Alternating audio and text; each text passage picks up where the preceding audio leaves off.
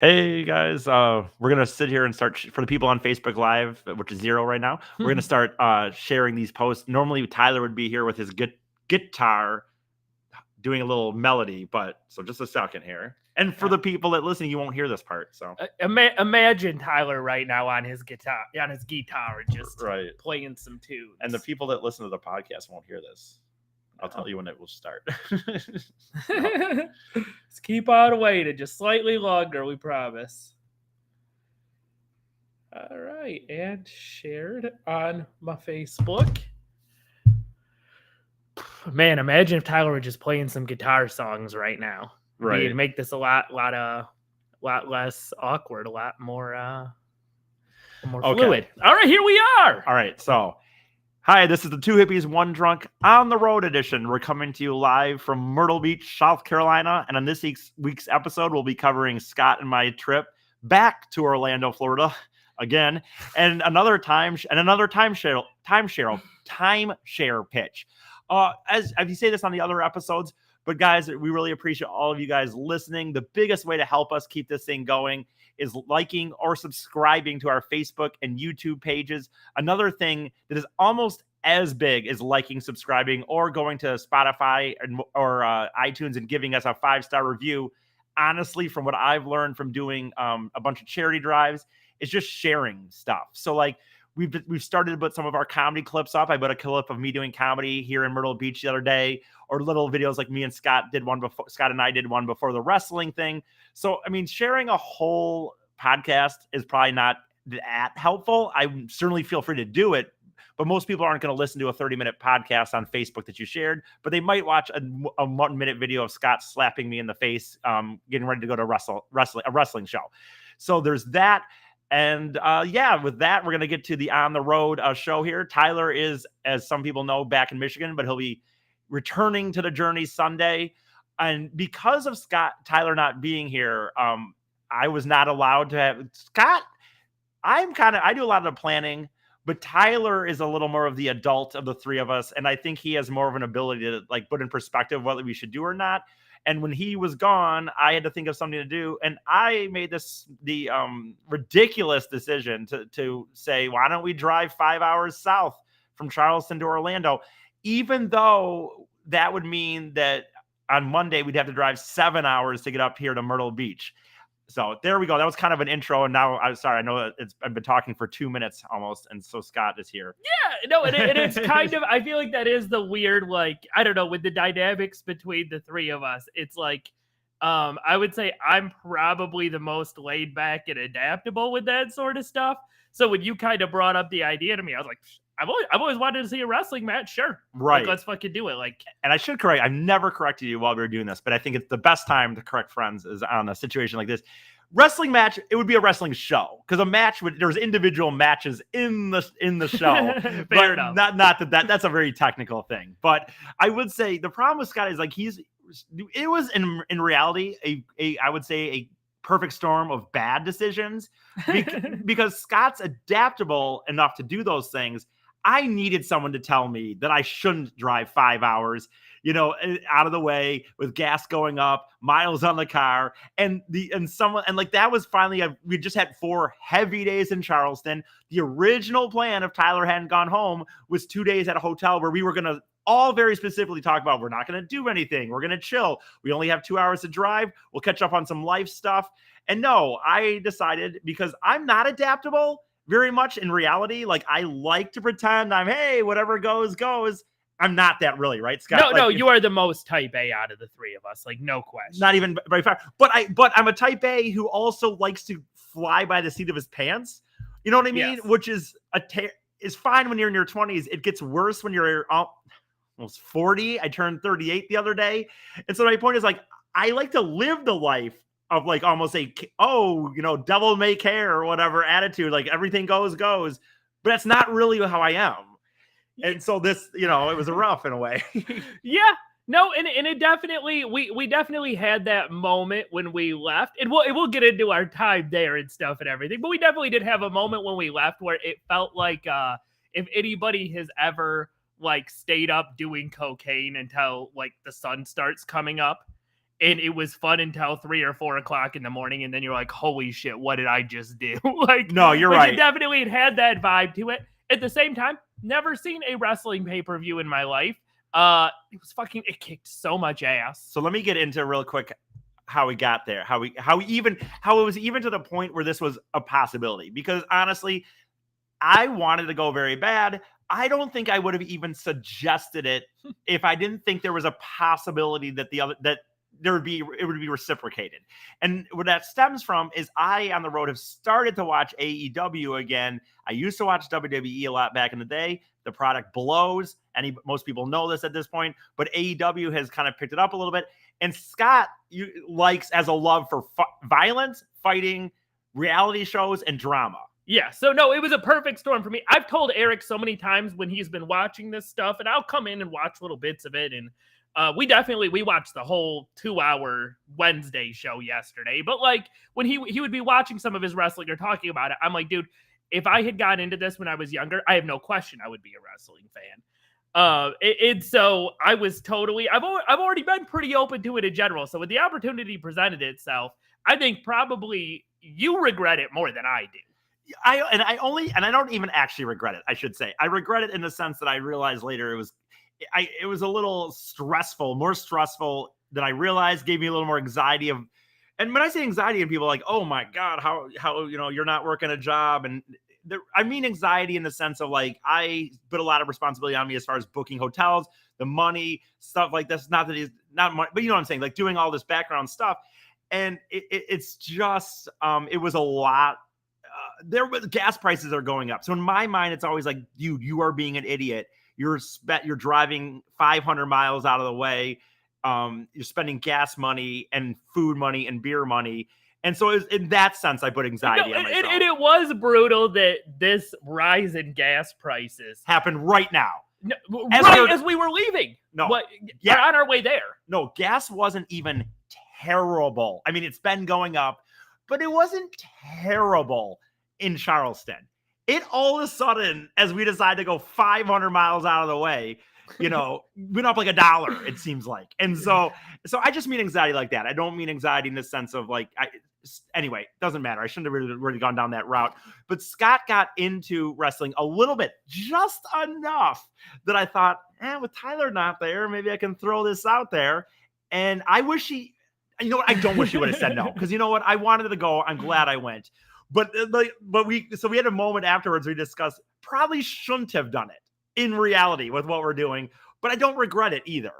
Yeah, and we made decisions. We've been living cheaper for the following week because we did blow some money going down there. Yeah, we this week we ate as cheap as we were. Lucky that we were enough where we could make food, so we did somewhat pull the cash back. Like we have not eaten in any capacity out this week, which is good. You were actually forced to let me drive half the time just so you wouldn't lose your mind. There was that. So let me get into that. So we dropped Tyler off at the airport, and this is the more I'm thinking back to it. Holy shit. Because it became a road trip in a road trip. So we dropped Tyler off at the airport to go see his dad at home. And we, instead of going just an hour out of the city and resting, we turned the car back to Florida for a third time and start driving. And then I started looking at it, and like hotels just are not available necessarily. So you're right. So Scott, famously in the intro of the Two Hippies, One Drunk, where we talk about him being a terrible driver, I have to lend the wheel over to Scott. Well, I proceed to spend 2 hours trying to find a hotel somewhere between Charleston and Orlando. And the problem is, yes, there are some hotels available. If you can spend $300, we can't. No, you're driving and you're like, okay, no, there's a hotel located literally in the middle of a Florida swamp. Let's see how much that is. It's like $250. No, I know. I was looking at places, that were, I couldn't believe it. Places that I would not normally pay $100 seemed like they were $200. And I spent a solid, 2 hours driving just on Google, zooming in, looking at every little app I could. And finally, I find one still for like $130 after taxes. And it was not amazing. We last night on our Two Hippies, One Drunk, where we kicked off our new road life episode. That's where Scott was referencing an elevator that felt like it was going to quit legitimately in the middle of a ride. Yeah, and thankfully, we weren't there for long because we dropped Tyler off at like, what was it, 5 o'clock Yeah. at the airport, and then proceeded to drive 7 hours to get to 5 hours. 5 hours. 5 Was it hours. 5? Proceeded to drive 5 hours to get to Orlando, and there was definitely a point where it's now getting to 8 o'clock. The sun is down. We still have a couple more hours to go on this trip. Where I was a little bit like, I don't know. Like, maybe we should have done this. I know. And the problem is I'm someone who, even if I realize at some point that you shouldn't be doing it, I realize that I've already made, I'm too stubborn. And also emotionally, I was not going to be able to turn around and then watch this as a pay-per-view, even though it would save money, time, some stress on my emotionally well and stuff like that in my body and emotionally. Yeah. I wouldn't have been willing to do it because at that point I was all in. No. I needed the emotional payoff, or it was going to be even worse. No, you were hyper focused. You were talking. I would even say maybe you were in a WrestleMania, perhaps. Right. Oh my God. Oh Lord. That was a bad pun. Ding, ding, ding. But yeah. Oh my God. But anyway, and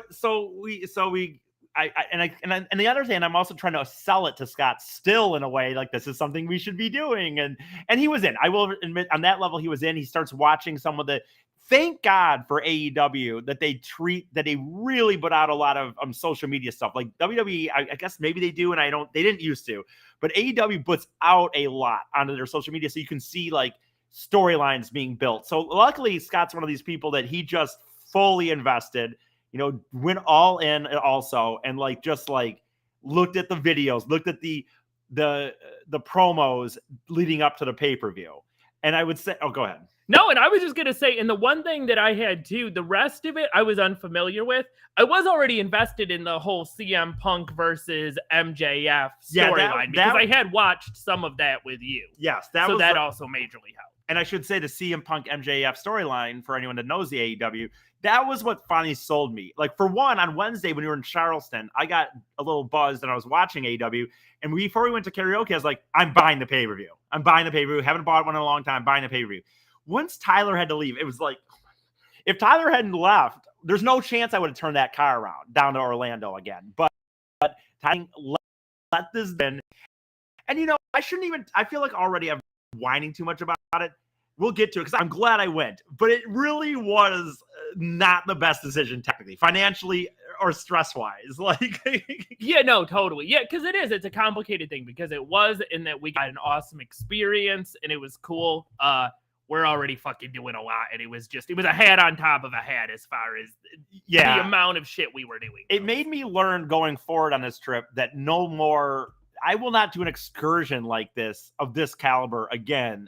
Unless it's really something. I don't know what it'd be. It really did teach me a lesson about doing too much because. What's the farthest you'd be willing to drive out of the way to see another event? For sure, no more than an hour, and probably more like a half hour. Yeah, that's fair. Which even an hour seems crazy, probably. Well, and it's wild to I know that probably doesn't seem like a lot to most people, but we are already traveling all the time. We're already moving constantly. So when you throw something like that on top of it, it does become like 2 hours. Okay, we were talking to a guy who did hiking at one point, who did these really long hikes. And he would talk about when you're in these really long hikes, you start judging things by tenths of a mile, where you go 0.2 miles, maybe I would do 0.4 miles out of the way. I'm not going to. Right. And it's really been the same thing with this trip where it's like, no, an hour or two sometimes can make a big difference. And I should say again, don't get me wrong. I'm not trying to whine. All this is incredible. It's just more my own decision of I don't think I should have driven 10 hours out of the way probably to do this. Having said that, we did it. I fucking loved it. Now I want to get into Scott's thoughts on the wrestling show. When we show up there finally. Scott does watch a lot of stuff, and Scott you were excited as we went in, even though you did not know what to expect, right? Yeah, no, I had been watching promos for the last day. This was something I had always wanted to see. I knew I had always wanted to see, so I was 100% pumped and ready to go when we got there. And I will say, once I got down there.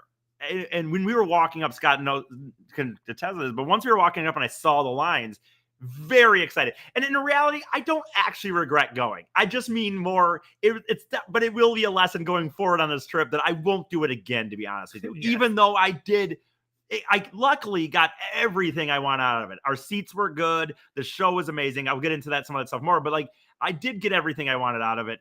So we roll up there, and when was it that you really felt in your mind, like, when did you feel like, holy crap, this might actually be legit fun? Like, not that you didn't think that, but I mean, was there a moment where you're like, I think this is actually going to be fun? Like, not just, oh, I've worked myself up, I'm open to it.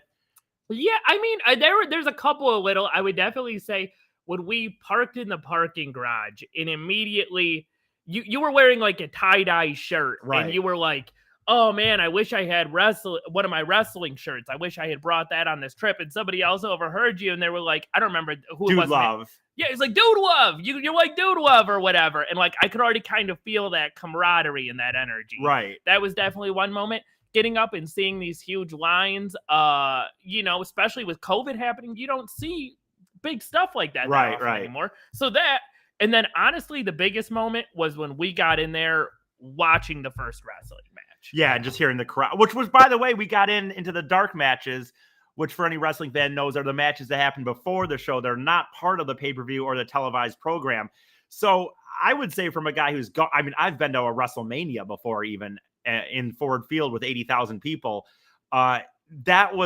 They were hyped, and it wasn't even the TV show yet. Like, these were just dark matches.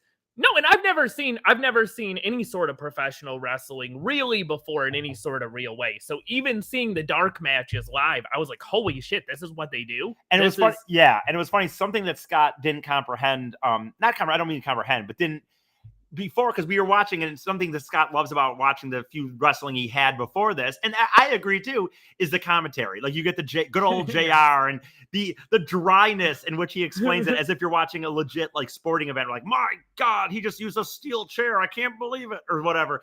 And Scott was like, I told Scott, the only thing is, it'll be different for you is they don't have the announcers in the building, you don't hear them piped into you. It's literally just quiet. They just introduce the match. And I think you were a little scared that you're like, wait a minute, isn't that kind of what feeds the feeling, is almost these announcers? If I haven't watched wrestling before, like you hadn't, are you really going to be able to sit there, without that aspect to it? No, absolutely. And I know that was one of the things, we were watching the Wednesday show last night. And when I've watched other little pieces with you, like, the announcers are one of my favorite aspects, because they're so, like, we'll repeat lines to each other all the time and just crack up. Like, right. So I was definitely a little bit like, wait, they're not going to be there. We're not going to get any like, oh my God, this is a disgrace. Right. What is like, right. Somebody get the ref's attention or whatever, sort of thing. But it didn't matter at all, because that crowd was so fucking hype in a way I've never experienced maybe with anything before. I told him going in, I said, the thing is, if it's done right, you'll realize that you don't need it when you're there, because there's chants and there's clapping and just the sound, by the way, like being there and hearing them hit the mat, hearing the boot, the punches connect or whatever be happening. It's like the commentaries are awesome. And personally, in my own world, I would, if I had the money or the way to do it, I would watch the pay-per-view live and then watch it at home, because I'd love to hear it, honestly. Yeah. And when you're at home, it's needed. You could not be at home watching it without commentary. But when you're there, there's so much going on if it's done right, and the action is being told so well, and the crowd is such a part of it. The crowd is another member of the show in reality. No, and I had so much fun getting into it and just riding that wave of the energy from the crowd, because I would say, like, you go to a regular sporting event, there's like 2 or 3 chants, they do the wave, like, and that's pretty much it. Here, it was constantly, I could probably, if you made me, I could probably list a dozen different chants that they were doing. And what I said about wrestling, and I like sports myself, but Scott's not a big sports guy, but I said about wrestling that's nice about it is, like, it really isn't, yes, people will have a wrestler you're cheering for usually. Yes, they'll be invested in certain storylines, but mostly the crowd tends to be on either one side or the other, or even if it's mixed, it's whatever. But it's like, you're just there cheering for a show. Yeah. Even if you like a wrestler or want a wrestler to win, you just want the match to be good, the story to be told well the night that you're there. And so it's different than sports in that you're not just there either one, all just cheering for this color of a jersey. You're there cheering for like the whole entirety of the show. Well, and there would be moments like there was two kind of different dynamics where sometimes they would do like there was this one match between these two wrestlers, Thunder Rosa and Dr. Britt Baker, DDF. Yeah, DDF, mind you. Yes. And it would go back and forth depending on who you liked, where one side of the crowd would be like Thunder Rosa, and then the other ones would be like DDF or whatever. And like you kind of almost have these competing chants with something like that. But even that, it felt like a weird little musical dance because you'd wait for the other people to be done, and then you would come back with the other wrestler.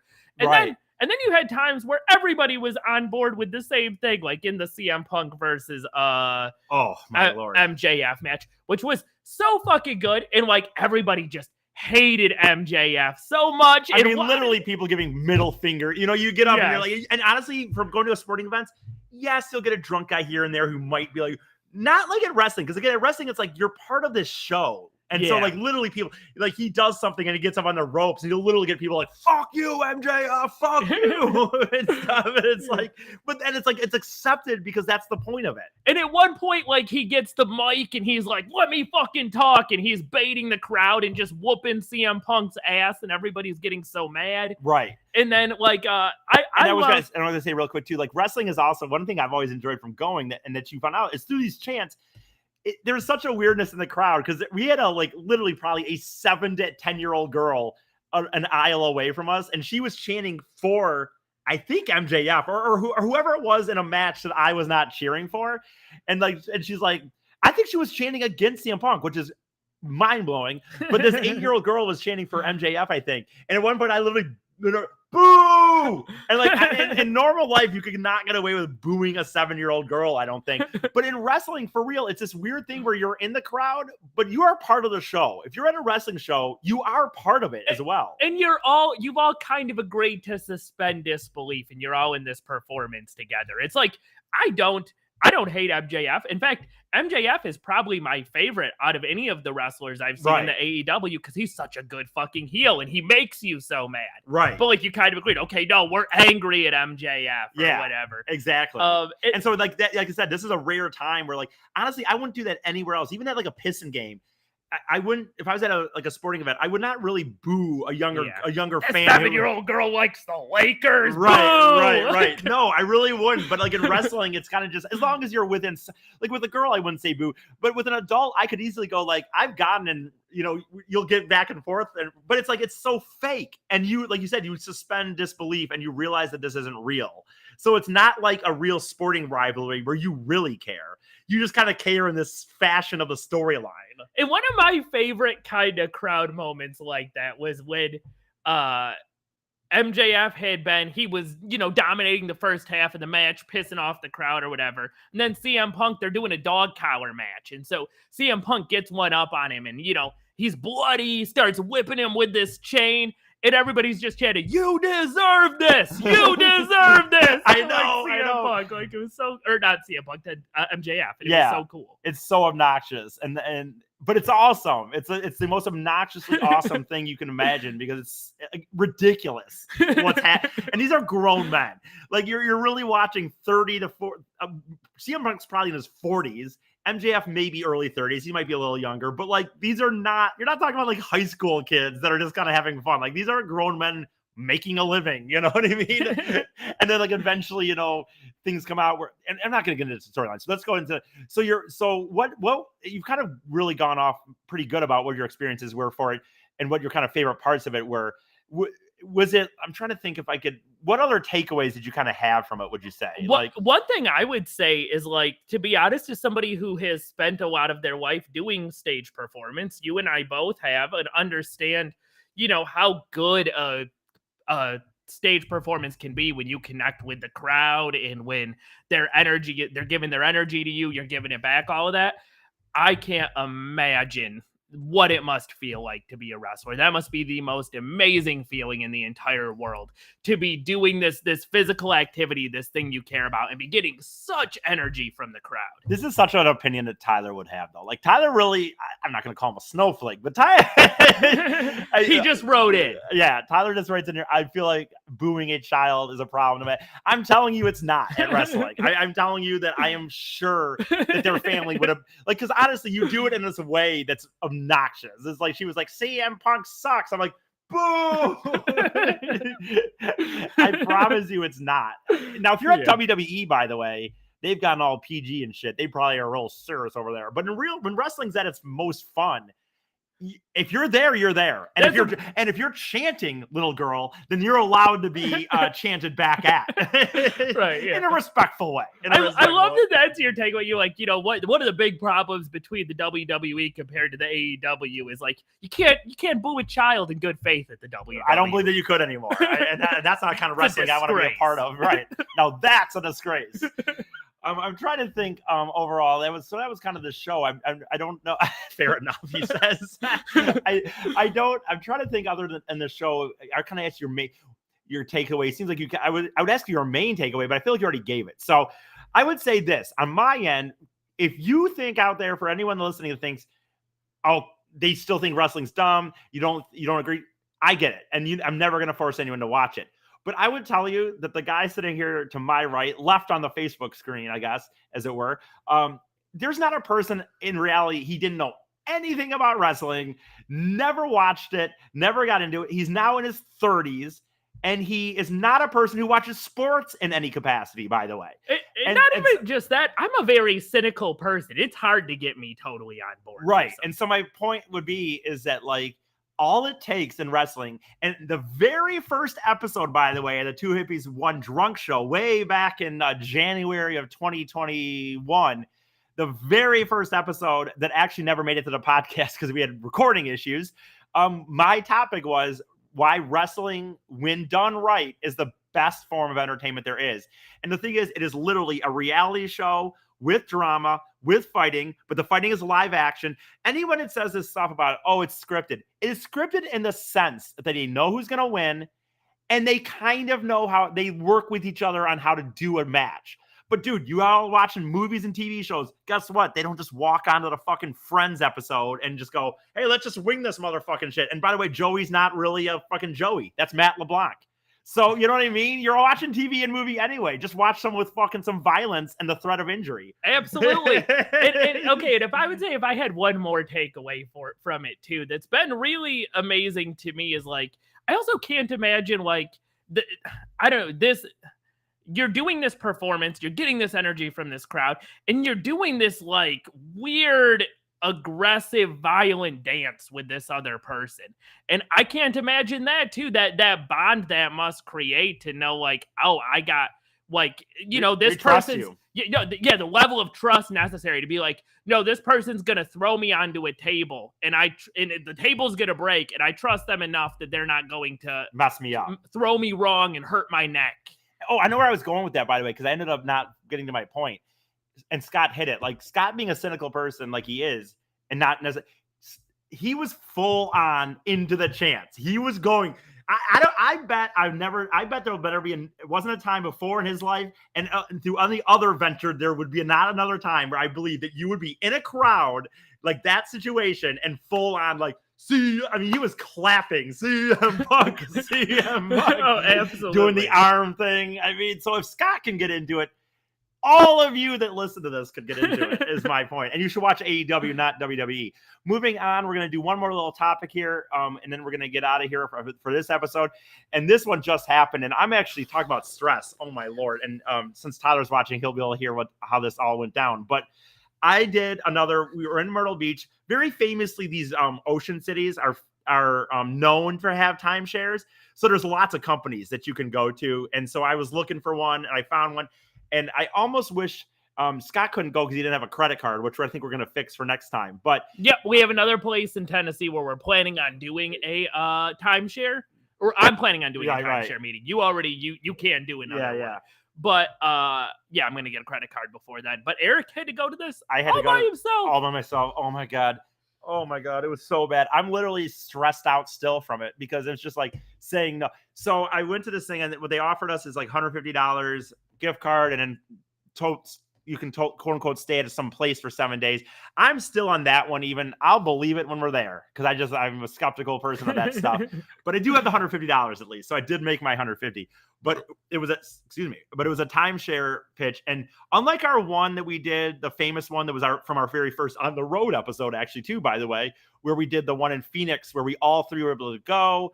They ended up kicking us out because they wouldn't even sell to us because we looked like degenerates, which is right. Yeah, and it was fair to do so, by the way, because none of us were going to buy anything. No, but that one was like ended up being fun. I had my boys with me. We were laughing. We got like money right there for the resort. It was like it really turned into a party. We didn't have to actually sit through a timeshare presentation. No, we did not actually have to sit through. This time was the worst of it. This is everything you hear about these things. For one, I did, and God bless these guys. I guess I don't envy them. Don't feel bad for them either. But like I will say, the dude who did the presentation, not the salesman, but they're all salesmen. But I'm saying, but the guy who kind of did the hour presentation and then set us off into our little cattle, calls or whatever that was a terrible analogy, but like our little pig pens where they're going to sell to us. Yeah. He at least was like, I didn't hate him. Jail cells. Yeah. I mean, but on the same end, like it's so ridiculous. He's sitting up there telling you like, oh, and this is about spending time with the family. And you could, they were throwing out lines. They might as well said you could die tomorrow. And if you did, would you rather have been at work or on a lovely timeshare? And it was like, I just sit there for an hour listening to this guy go on. And, of course he seemed nice because he's a salesman and he's trying, and he's sucking up to you, by the way. He's not looking at you going, look at that haircut, you piece of shit. He might be thinking it, but he's not saying it. Yeah. So I just sit there for that. And then, go ahead. No, I didn't have anything. Oh, and then they pull you off into this thing one-on-one. And it was everything I was fearing that we were going to have to do in Phoenix and work. And it's worse in the end. Like it's worse in the end to me because it's just, I know I'm not going to buy something and they're just, and it's funny because he's in this weird line where he was calling me smart. I can tell you're a smart man and you know a deal and but on the same hand, when I was acting, not like I was going to buy it, he's like, I think you're going to regret this. I think you're going to look back one day and this is going to be a big, so am I smart? I think you're a smart man. Yeah. But are you, I don't know. Maybe you're stupid. No, he's like, it's your money. He literally said that at one point. Like, it's your money. I mean, I'm not going to, you do what you do. I get paid either way. Which I don't think is true. I think there's a commission, but, but like, so on one hand, he's like sucking it. It's such a weird dynamic where they have to suck up to you, make small talk with you. In any way they can try to at one point he said you were right, dude. Scott, they pulled out all the lines, dude. You remind me a lot like my son, and this and he hit you with a you remind me like of my son. Yes. Oh my god, he lives in Nashville and he does this and you seem a little like him and he does these things. Kind of like a father to you. You wouldn't disagree with your father, would you? Right, exactly. And it was just so crazy. I mean, I wish I was better articulating how crazy it was, but it's like, I knew I didn't want to do it. And it's like, this time was everything, like I said, I feared out of last time. I'm just sitting there trying to like, okay, when can I just say no? When can I just say no? When can I officially say? And so then he took me on this other thing. We walked around a little cabin. He showed me how to make reservations as if I don't know how to use the computer for some reason. But he showed me how to do those. And then he prints out this thing and goes, how many vacations do you go on a year or something like that? I'm like, I don't know, 2 weeks usually, which is even me. I don't even have a real job that I can go whenever I want. But in a way. But he's like, well, you'd spend $150 in a hotel room. Well, he doesn't know that I'm a cheap motherfucker and I go camping or I find ways. I think when he really started, never mind. I don't want to say that. But so he goes $150. Then inflation, he goes, so over the next 10 years, you'd spend $30 on vacations. I'm like, well, I guess technically, and and so then at one point he prints that out and he's like, no, I want you to keep this to show. Because it was when I was starting to say no. It was when I started to more and more say no. He goes, no, I want you to keep that so you see how much money you're going to spend in the next 10 years on vacations versus what you'd be spending here. Oh, my God. and you said at one point they brought out a second guy from the back to like tag team. Right? Tag team is a good wrestling term. So I'm starting to use wrestling. I respect that because I was actually going to go to a baseball term. And for anyone watching, they bring me in the closer. Like, he clearly, at one point we were walking to this little cabin thing, and he's like, well, I can read body language and I can tell you're not sold for whatever, and that's okay. That's okay. Blah blah blah. That's okay. And you know, do what you want. Your money. Your money. He says he can read body language. Were you doing like the crossed arms? I was just saying things like, "Oh yeah, this looks cool. Yeah, that's cool." I mean, I was doing crossed arms too, but nice. but then the funny thing is, go sit down over there, and we'll, you know, I'm not going to make you sit here all day until we say yes. Some people will do that. I won't do that. And then brings in the closer. You know, this other dude comes in, and he's even more charming than the guy. His teeth were almost obnoxiously clean and straight, just perfect teeth, perfect, just salesman dude. And you know, the funny thing is, he's nice, but of course he's nice. He's talking about, he grew up in Michigan, and he's telling me about, oh yeah, you know, I know exactly where Waterford is and this and that. And I will say this, I'm sure he's true. They find different people. They have a certain amount of people that are the second guys, right? Yeah. And I am sure they go through the little applications and they say, okay, this guy, you grew up here, right, Steve? Okay, you'll take this person a little bit. Yeah, you know what absolutely. You know what I'm saying? Yeah. So it's like, it makes it seem as if, oh, everyone here just loves me and they all know where I'm from and they think they're interested in what I have to do.